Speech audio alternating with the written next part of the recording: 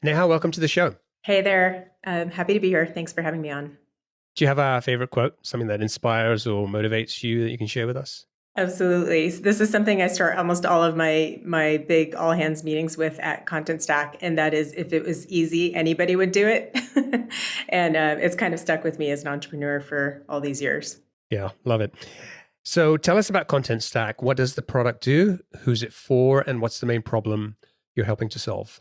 For sure, yeah. So Contentstack was founded in 2018, spun out of a services company that I used to run called Raw Engineering.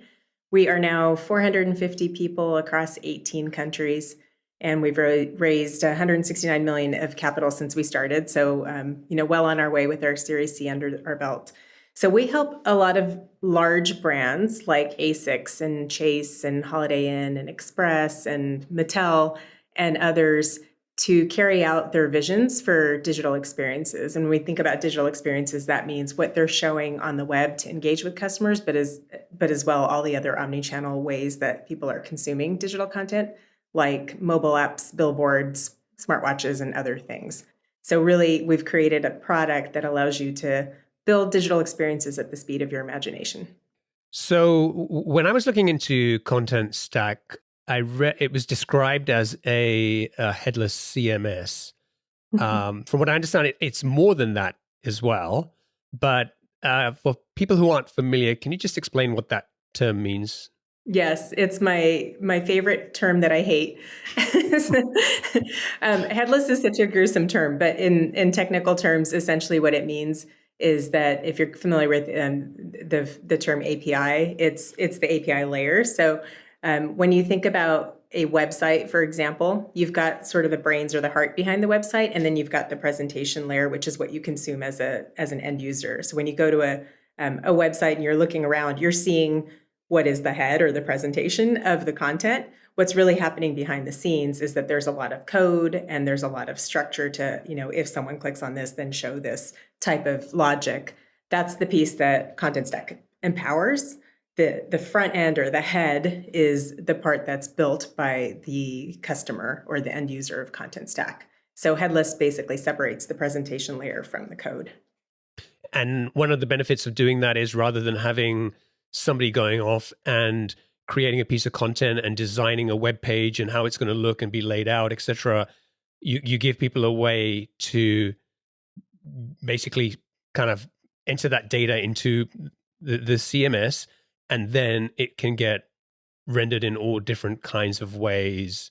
Absolutely. You said it right. And so it's like the heart behind all of the content that you care about and all the logic that goes with that. How it's consumed or presented it could be mobile, it could be a smartwatch, it could be any type of display where digital content exists. And being able to build that logic once and then deploy it to all the different places is the power of the platform. Great.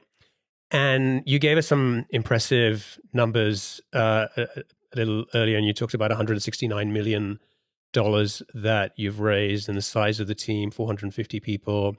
I think it's also important to point out that you bootstrapped the business for the first 11 years. So that's an interesting part of the story as well. And we're going to talk a little bit about that a bit later. Before we sort of get into like how you came up with the idea, or maybe this will lead to how you came up with the idea. Like, what were you doing before you started Content Stack? Yep. So prior to Content Stack, I was running a digital services agency called Raw Engineering. And prior to that, which led me to Raw Engineering, I was building and running the web store for a large Fortune 1000 company called VMware. And that was very early days of e-commerce. We were still figuring out what the best practices were for web as a channel. And what I found is in large companies, VMware was not alone in this, it becomes really hard to do really cool things very fast because there's a lot of red tape and there's a lot of processes and you have to go through 5 committees to get anything approved. And I really wanted to, like, the impetus was I want to unblock that. I want to make it easy for talented people to use their talent inside organizations. And that's powerful for the individuals who are talented, but it's also really powerful for enterprise organizations that want to unlock that talent. So I started Raw Engineering to essentially help to unlock that talent through services. And the idea was let's find those people that are super talented that want to do cool things, but help them use the technologies they have and also supplement that with the right services or other tools. And what we found is 2 to 3 years into that journey, everybody was trying to do really cool things for mobile, and there was nothing out there that allowed them to do that. So we created the first iteration of Contentstack, which was a very simple form for you to be able to edit content in mobile without having to go to IT, without having to file tickets, without having to wait for a developer. And that empowered business users to do really cool and interesting things, engaging their end users and changing inventory on the fly to address demand and personalizing experiences and all that good stuff. So that was the beginning of realizing that there was something big missing in the market and we could help address that pain point. So when you built that first version of the form, were you thinking about this as a product, or was this like, hey, this is just something which is going to make it easier for us to run our services business? It was a little bit more the latter, to be really honest. It was sort of empowering. We had a very services DNA, services mindset. So it was really empowering our customers to be able to do things faster. And we did sell it as a product. It was an add-on license to our services, but we were really a services business at the time. All right. So at what point did this tool, like what point did it become a product? At what point did you see that there's a bigger opportunity here, and ultimately you want to be running a product business? Like not in terms of like how long it took you to kind of make that transition, because that's the next part of the question, but like when did you have that aha moment? Yeah, for sure. So, kind of on that timeline, right? So, 2011, we realized we need to build something to make it easier. So, we by 2012 had that offered to some of our services customers. By 2013, it became a product that was kind of a mobile CMS, if you will. And by 2014, Forrester had written the first report in the market about the pioneers of headless CMS, and Contentstack was named among those pioneers. There were 3 companies named at the time. And so by 2014, there was product market fit and an opportunity. And that's when we had the light bulb that we should be selling this as a product and not just an add-on to our services. And so that was the beginning of us selling Contentstack as a standalone content management system, as a software license without necessarily attaching our services. That was the beginning of that journey. By 2016, we realized the market was even bigger than we anticipated. And by 2017, we decided to split the companies into 3. And January 1st of 2018 is when we spun Contentstack out of Raw Engineering, and it became a standalone company. And through that whole part of the journey, we were fully bootstrapped. And is the services part of the business still up and running, or did you eventually shut that down and focus on the product completely? So I'm not playing an operating role at Raw Engineering anymore, but it still is a standalone company that's operating. Got it. Great. Okay. So let's talk about, like, at what point, like you described the first version of Content Stack as a simple form that made life easier for people to publish stuff on mobile. But at what point did you feel like, there was a product that you could actually feel good charging people for? And what did it do at that point? Yeah, so it evolved from 2011 to 2014 into a more full-fledged content management system, which essentially is the first variation of what we have today with content management. It powered the whole back end of websites, mobile apps, and all types of other digital displays. And it did it in a way that was complex enough to create integrations to anything else with a quote unquote API. And there were user privileges built in and all kinds of other complexities that businesses would typically need in order to build out an enterprise level web experience or digital experience. So that was in the works. So between 2011 and 2014 is really when we did a lot of heavy lifting and turning it into a full-fledged CMS product. And what were you charging for the product at the time? It went from, gosh, I think at the beginning we were probably charging $250 or $300 a month. And now we have customers paying $1 million a year, so or more. So it's been quite the journey. It's a big spread. So I'm trying to understand, like, who is your target customer here? Like, I mean, I come from a completely different world. So when someone says to me CMS, I'm thinking about WordPress and Webflow and all of these kinds of things. And to know that not only is there an opportunity or a market out there for a product like Content Stack, but actually it's a really big opportunity, right? So who are these customers like who was your ideal customer like when you shifted to the product focus back then? Maybe that's the same target customer today, maybe it isn't. But like what were the types of companies that you were going after? Yeah, I'd say in the earlier days, because the term headless CMS, or even just the idea of APIs, were so new.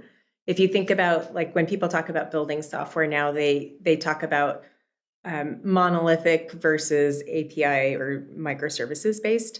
And we've always been in the microservices based camp. So 2 or 3 years ago, it was only really early adopters or people that had a vision for microservices being the better way that were engaging with us.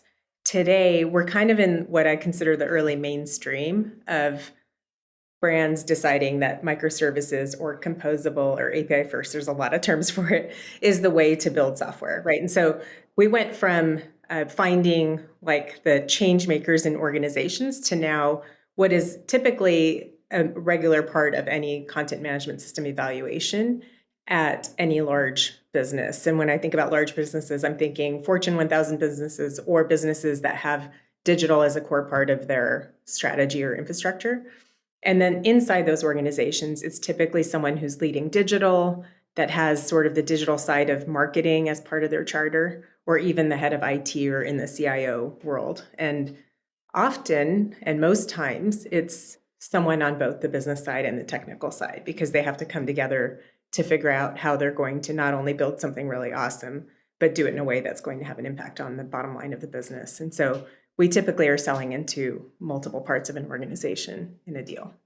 So when you and I were talking before we started recording, I asked you about where your initial customers came from, and you said inbound, and I was like, no, that was after all the hustle of the first 10, 20, 30 customers, and then you started kind of getting inbound working. And you said no, inbound worked like pretty much from day one. Can you tell us about that? Like, as I said to you, I think that's a founder's dream. Build a product and customers just turn up. Like, what was it that allowed that kind of situation, to work for you?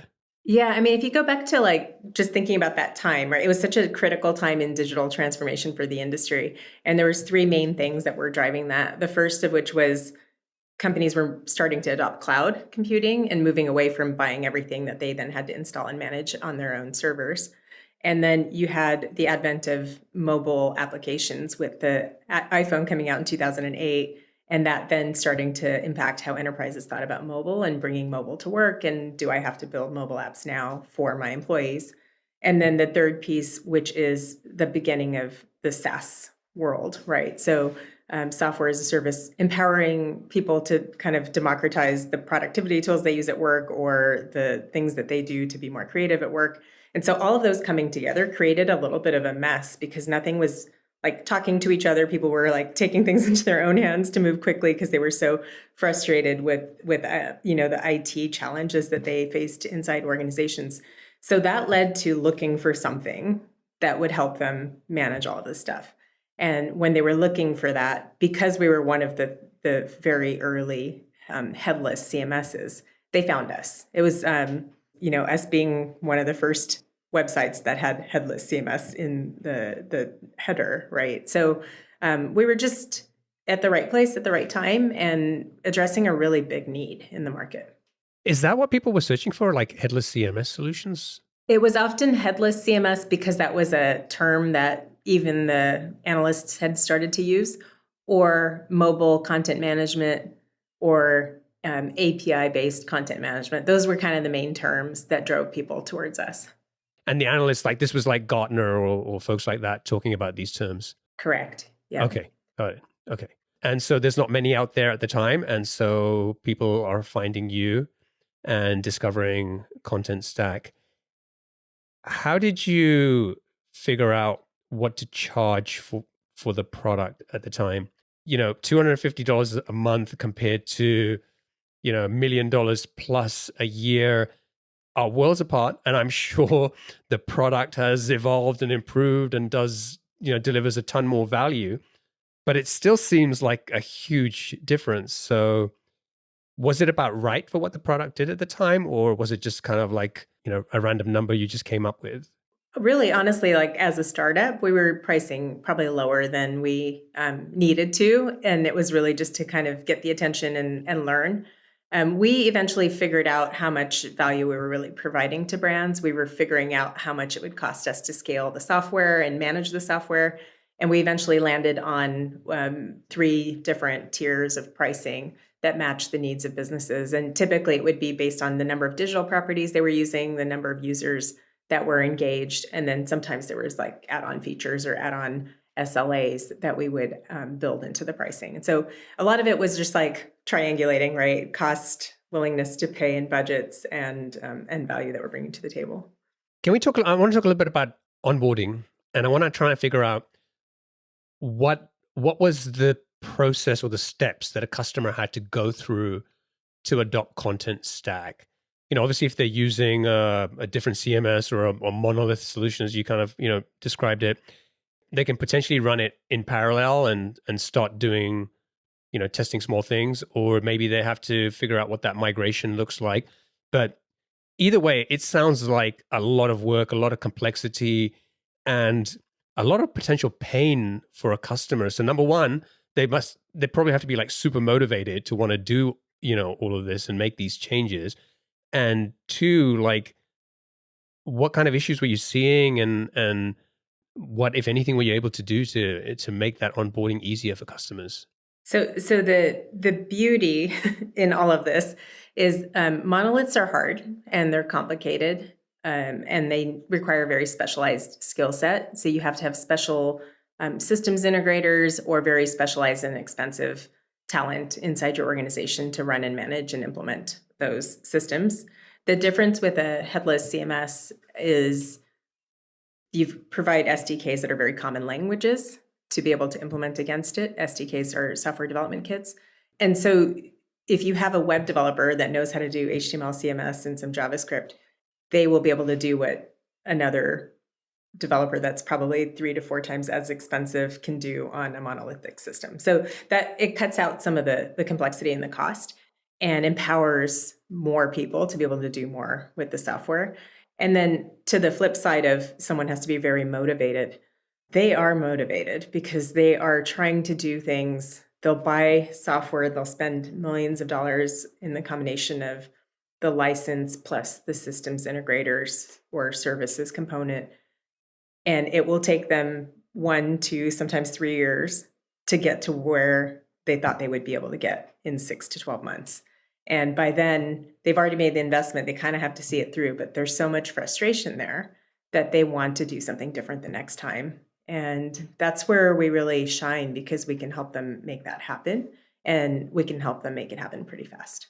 Let's talk about the first 11 years of bootstrapping the business. I know you don't disclose revenue, but like ballpark, like where were you at the end of those 10, 11 years as a bootstrap business? Like, were you over a million ARR, multiple 7-figure business?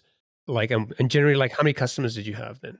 When we spun out Contentstack from raw engineering in 2018, we had a couple dozen customers and we were over a million in ARR. So it was a good head start for sure for having bootstrapped and not having ever raised any capital.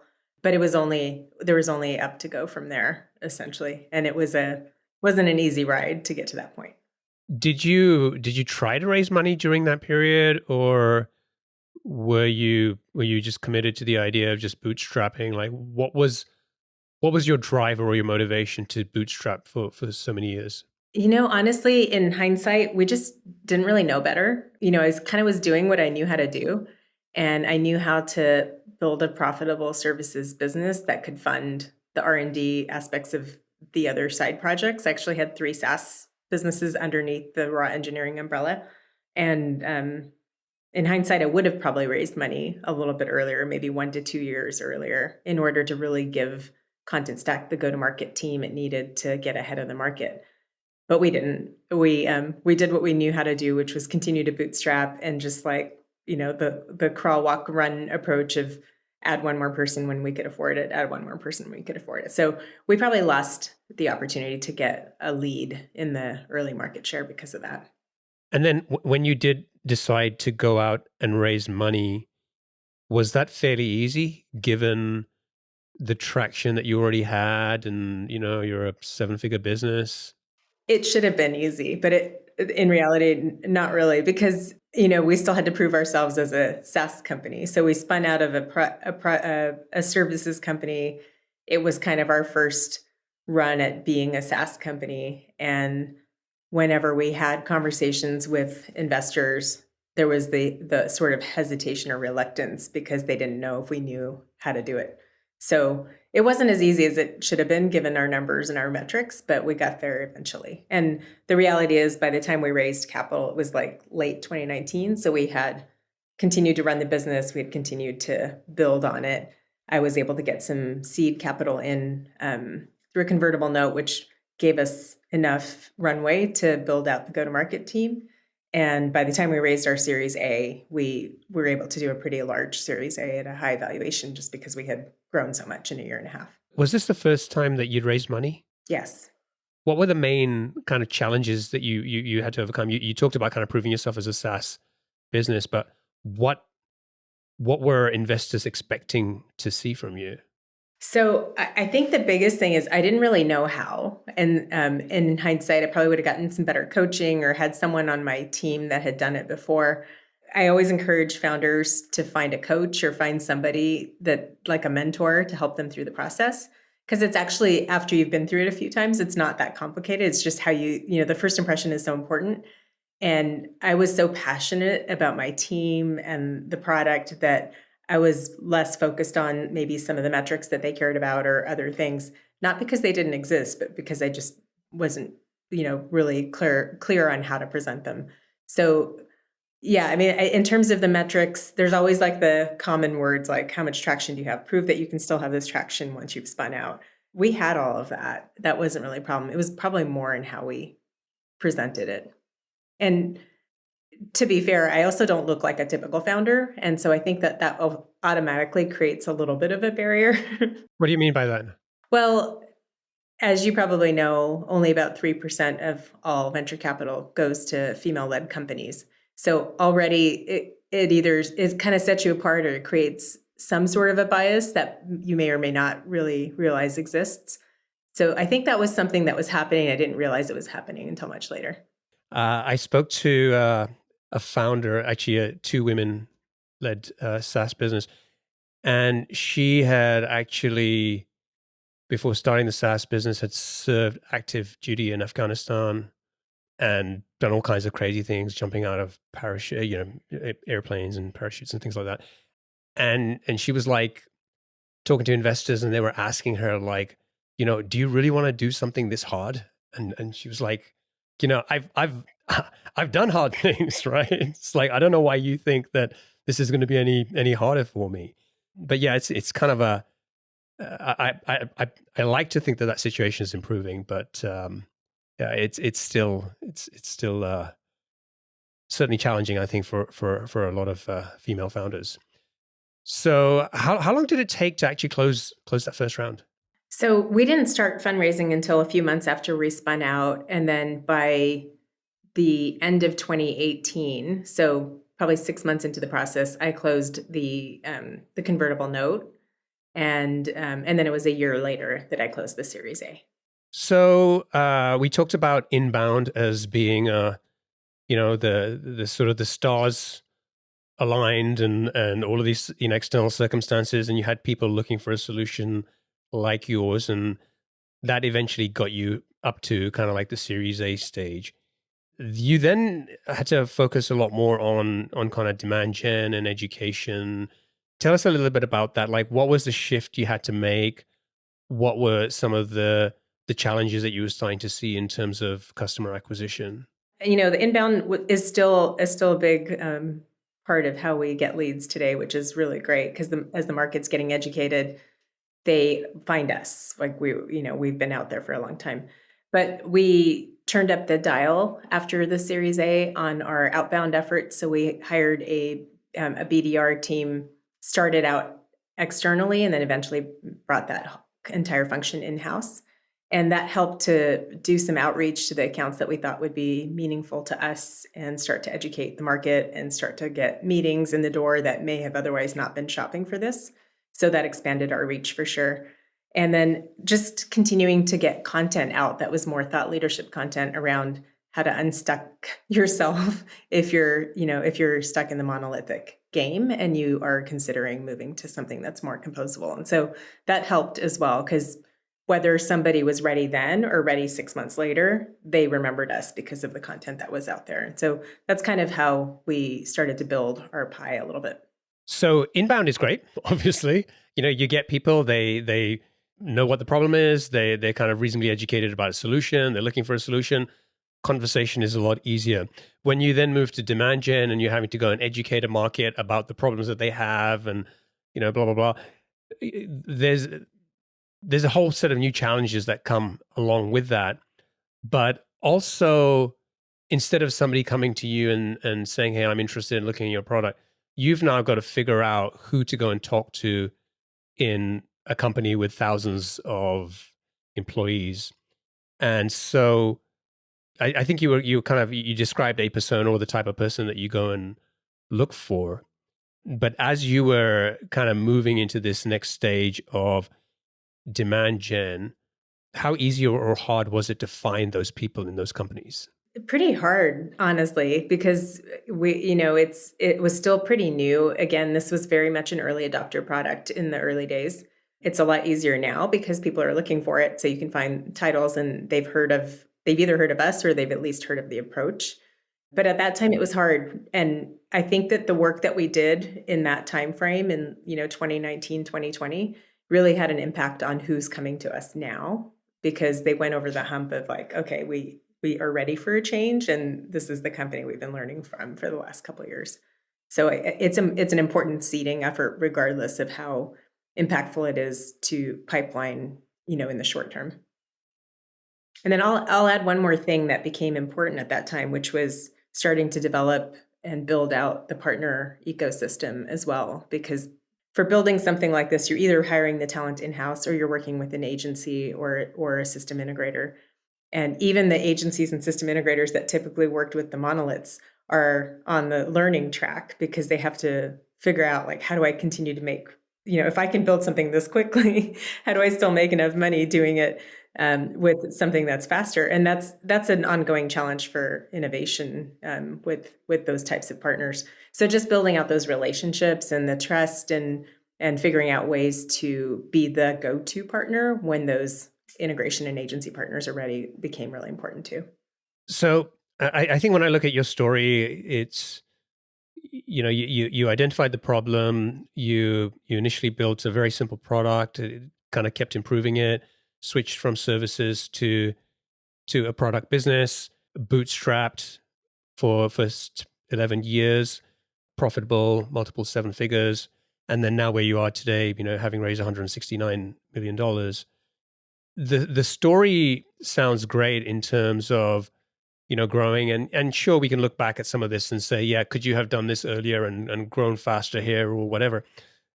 But generally, it's like there's a lot of upside here. But when it comes to growth, can you give me an example of, like, one of the struggles that you kind of experienced along the way, one of the hard things or a mistake that you made that kind of, people listening to this can realize, hey, yeah, we're talking about some of the accomplishments here, but there was a lot of crap to deal with along the way as well. The hardest thing for me, and I'm a very empathetic leader, so to me, a lot of it is just about keeping people happy, and that often means keeping employees happy, keeping customers happy, and doing it in a way that's authentic. And with employees, what I've learned and still learning is you kind of have to hire people that you're excited to work with, but that are you're going to learn from, and that feels super obvious, but the reality is a lot of founders make the mistake of hiring someone they like more than someone that will challenge them. And what I've learned is that you kind of have to hire people that have the experience at the stage you want to be at 1 to 2 years out, right? Because they come in, they've seen it before, and they can help guide the company down that part of the journey. And at a company that's high growth like this, we change every 6 months. So where I was 6 months ago is different than where I am now. It's a different company. We do things a little bit differently. We have to think differently. We have to act differently. And also the market's shifting around us and all these other things are happening. So what's hard is when you bring in someone who's like super hardworking, busting their butt for you, like really wants to be in it and does everything really well, but doesn't really know how to do it for the next stage. It's really demotivating to them when you bring in someone over them that maybe has seen the scene before and that they will learn from if they're open to it and if they're willing to get the coaching. But if you've been there from day one, you don't feel like you need the coaching or that, you have that pride that I've taken the business from here to there, which they have.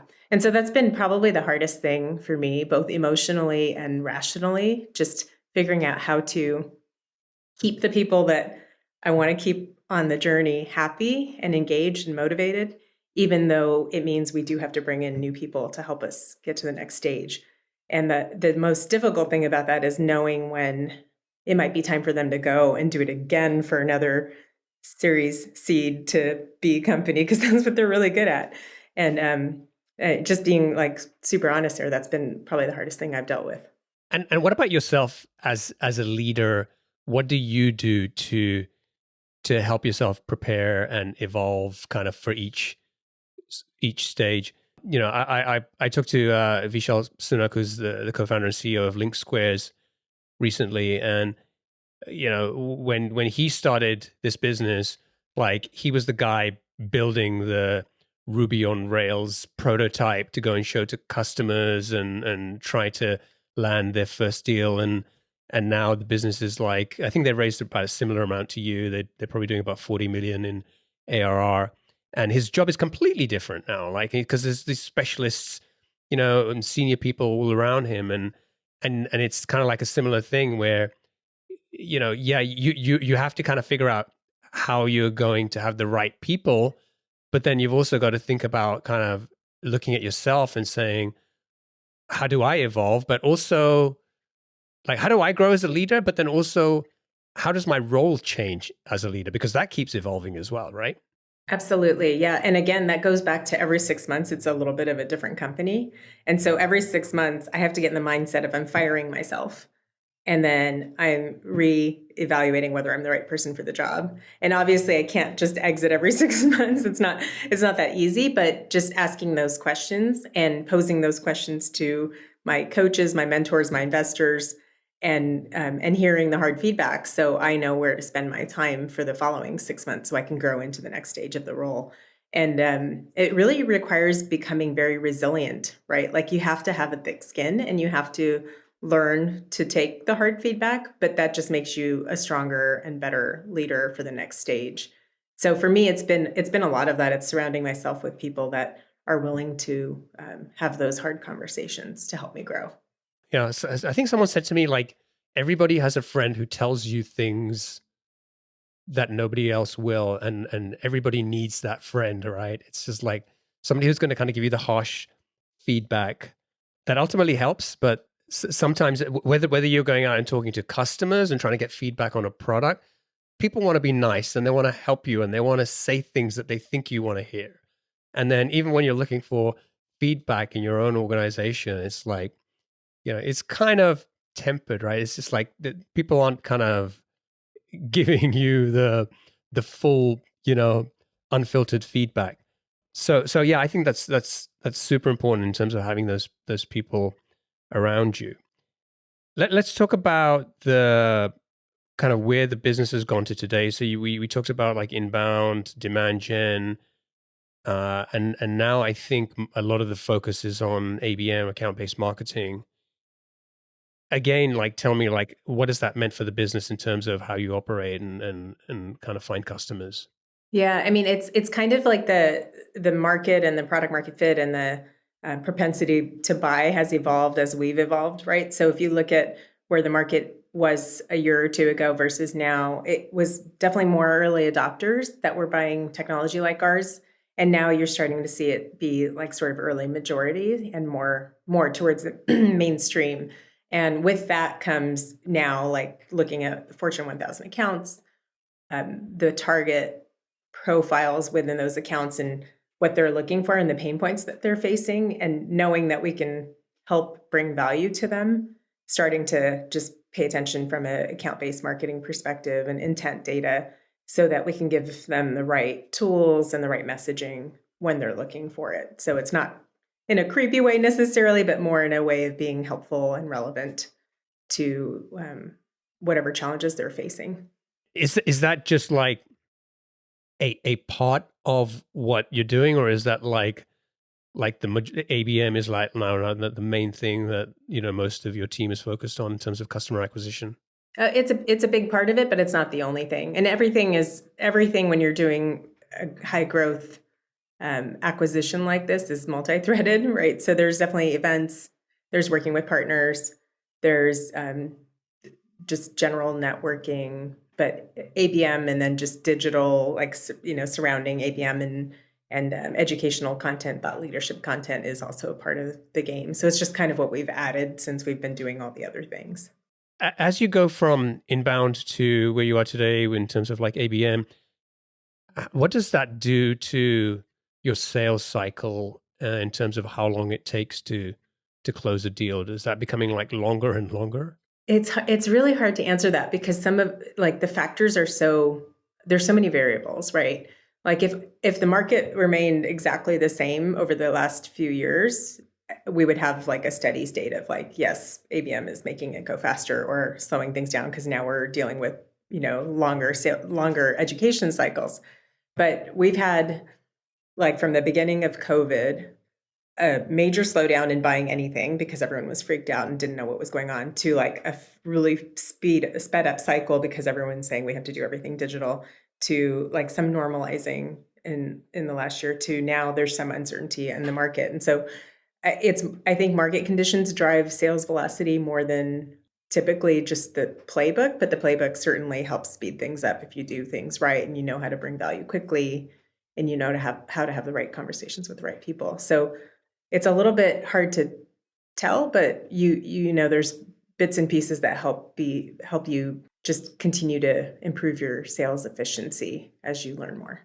Yeah, I think the last 3 years or so have just been so weird that like it's hard to make any sense of like, it's like no, anyway, that's a conversation for another day. I want to wrap up and we'll get onto the lightning round in a minute, but when you look back at all the years that you've been running this business, if there's one thing that you could go back and change that you wish you had done differently, what would that be? Honestly, we've kind of talked about it already, but I would have raised capital sooner because I think we would have been further along now. It really wasn't because I was being stubborn and trying to not not give up equity or anything. I just didn't know better. So I would have maybe gotten a better coach or a mentor to help us make some decisions that were smart earlier on. Okay, so let's get on to the lightning round. I've got 7 quick fire questions for you. Just try to answer them as quickly as you can. Are you ready? Yes, let's do it. All right. What's one of the best pieces of business advice you've received? I was told that I should restructure my companies to improve the value of them. And that was what led to the split and the great restructure. Interesting. What book would you recommend to our audience and why? I give every new member of my leadership team the High Growth Handbook by Elad Gil. And I recommend every startup founder should read it and just keep it as a reference Bible on their desk. What's one attribute or characteristic in your mind of a successful founder? Resilience, by far. What's your favorite personal productivity tool or habit? It is Tuesdays at noon. This started in San Francisco because there was a foghorn that was like the emergency testing system. And now I have a foghorn on my phone. I live in Austin now, so I have to do it on my phone. And it is my moment to take a deep breath, release all things bad and negative, and retain all things good and positive, and move forward. That's Tuesdays at noon. Tuesdays at noon. What's the new or crazy business idea you'd love to pursue if you had the extra time? I've always wanted to build a personal CRM for like super networkers, like that lets you keep track of people you meet, when you met them last, and like their kids' names and their favorite things. There's nothing like that out there, as far as I know. What's an interesting or fun fact about you that most people don't know? I am a certified sommelier, so wine as a hobby is a big part of my life and my side hustle. What does it mean being certified? It means that I've gone through the Court of Master Sommeliers and passed their certification, which is an all-day long exam that I personally took 2 years to study for. Wow. Wow. And finally, what's one of your most important passions outside of your work? It's kind of related to my work because I brought it in, but it's really advocacy for girls, women, underrepresented minorities in the tech field or just in general. And I support a lot of organizations that do things to support that. I sit on some related boards. I'm the owner of Austin Woman Magazine, trying to uplift women in Austin. So a lot of things related to females and advocacy for females. Love it. Awesome. Now, thank you so much for joining me and sharing the story of Content Stack. And I know when you've been working on a business for so many years, it's hard to try to distill that story down into, the 45 minutes or so that we had. So I appreciate you pulling the, those memories out and kind of helping us understand like the journey and also, some of the decisions you made along the way and why you did what you did. And I appreciate, your candor and some of the answers that you gave, like, hey, I didn't raise money because I didn't know any better. That's I think that's a great answer. So, but I appreciate you making the time and sharing your experience. If people want to check out Content Stack, they can go to contentstack.com. And if folks want to get in touch with you, what's the best way for them to do that? You can reach me on LinkedIn. That's probably where I'm most active. Or on Twitter, I'm at Neha SF like San Francisco. Sweet. We'll include a link to both of those in the show notes. Thank you so much. And I wish you and the team the best of success. Thanks so much. Great to meet you. And thanks for having me on. My pleasure.